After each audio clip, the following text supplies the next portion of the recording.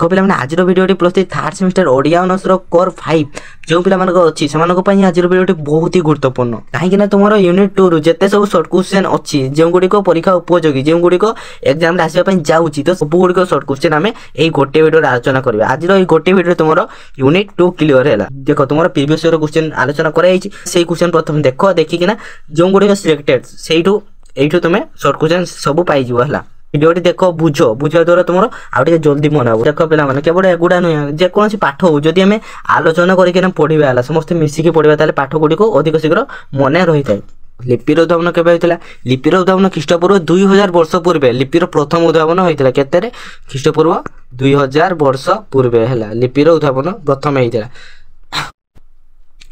चित्रलिपि हूँ लिपिर प्राथमिक रूप लिपिर प्राथमिक रूप कौन चित्रलिपि हूँ लिपिर प्राथमिक रूप प्राचीन भारतवर्ष केते प्रकार लिपि प्रचलित थिला प्राचीन भारतवर्ष दुई प्रकार लिपि प्रचलन थिला गोटे ब्रह्मी लिपि और गोटे खरष्टी लिपि ब्रह्मी लिपि को भारत केउं अंचल लोक माने व्यवहार करथिले ब्रह्मी लिपि को समग्र उत्तर भारत लोक माने व्यवहार करथिले उत्तर भारत लोक माने खरष्टी लिपि को उत्तर पश्चिमांचल अंचल मानकर आफाकान स्थान लोक माने व्यवहार करथिले खरष्टी लिपि को उत्तर पश्चिमांचल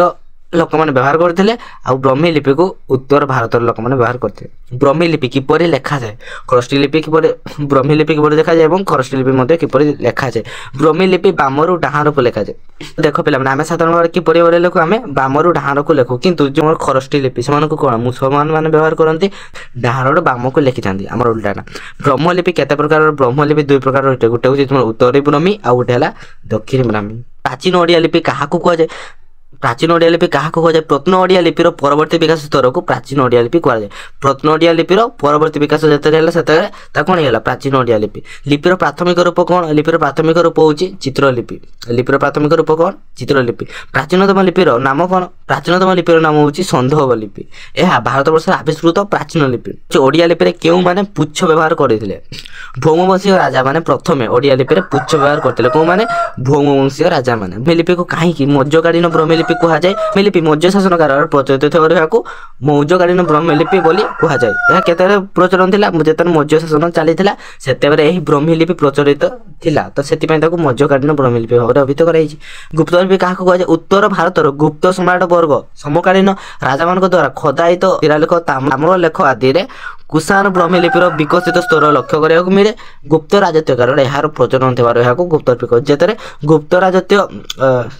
देख गुप्त राजत्व काल यही लिपिर प्रचलन था केते कौन आम गुप्त सम्राट वर्ग समकालीन राजा मान द्वारा खोदायित शिलालेख ताम्रशासन कुषाण ब्रह्मी लिपिर विकसित स्तर कालीन लिपि को केते भाव विभक्त कराई गुप्तकालीन लिपि को दुई भाव विभक्त कराई कौन कौन गोटे प्राच्य लिपि आ गोटे प्रतीच्य लिपि कलिंग लिपि क्या कहुए प्रथम शताब्दी एकादश शताब्दी पर्यंत कलिंग भंज तुंग सुड़की विग्रह भौम तापर सौरद्भव और गंग आदि राजवंश मैंने राजत्व करुले तो एमान शिलानु शासन में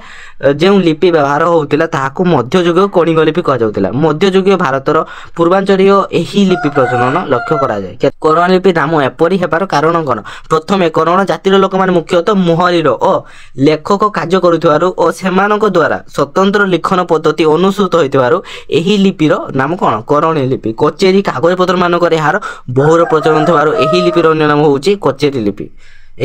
करणी लिपिर अन्य नाम कौन कचेरी लिपि रत्न ओडिया लिपि क्या कहुए गंग सम्राट नरसिंह देव दानपत्र व्यवहृत तथा गंग सम्राट नरसिंह देव दानपत्र व्यवहृत तथा कथित प्रत्न बंगीय लिपिर उपविभाग सामान्य मोड़ी हो जो लिपिर सृष्टि होता प्रत्न ओडिया लिपि कहुए अवश्य से ओडिया संपूर्ण परिपुष्ट होगापी आहरी अनेक किसी बाकी से ओडिया भाषाटी माने संपूर्ण भाव परिपुष्ट हो नाला से आमर प्रत्न ओडिया लिपि प्रचलन होता ब्रह्मी लिपिर समय अवधि ख्रीष्टपूर्व तृतीय शताब्दी ख्रीष्टाब्द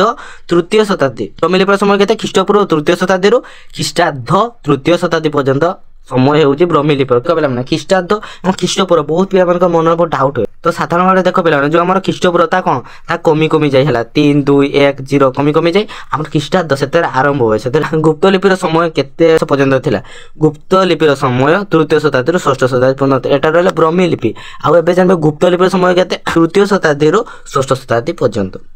ପ୍ରାଚୀନତମ ଓଡ଼ିଆ ଲିପିର ନିଦର୍ଶନ କେଉଁଠି ଦେଖିବାକୁ ମିଳେ? ଖ୍ରୀଷ୍ଟପୂର୍ବ ତୃତୀୟ ଶତାବ୍ଦୀରେ ଅଶୋକଙ୍କ ଦ୍ୱାରା ଖୌରୀ ଓ ଯୌଗଟ ଧର୍ମାନୁଶାସନ ଗୁଡ଼ିକରେ ଯେଉଁ ଲିପି ବ୍ୟବହୃତ ହୋଇଅଛି ତାହା ହିଁ ହେଉଛି କ'ଣ? ଆମ ପ୍ରାଚୀନତମ ଓଡ଼ିଆ ଲିପି। କୁଷାଣ ବ୍ରହ୍ମଲିପିର ନିଦର୍ଶନ କେଉଁଟା ଦେଖିବାକୁ ମିଳିଥାଏ? ଖାରବାରଙ୍କର ହାତୀ ଗୁମ୍ଫା ଉଦୟଗିରି ଶିଳାଲେଖରେ ବ୍ୟବହୃତ ଲିପି ହେଉଛି କ'ଣ? ପରବର୍ତ୍ତୀ ବ୍ରହ୍ମଲିପି।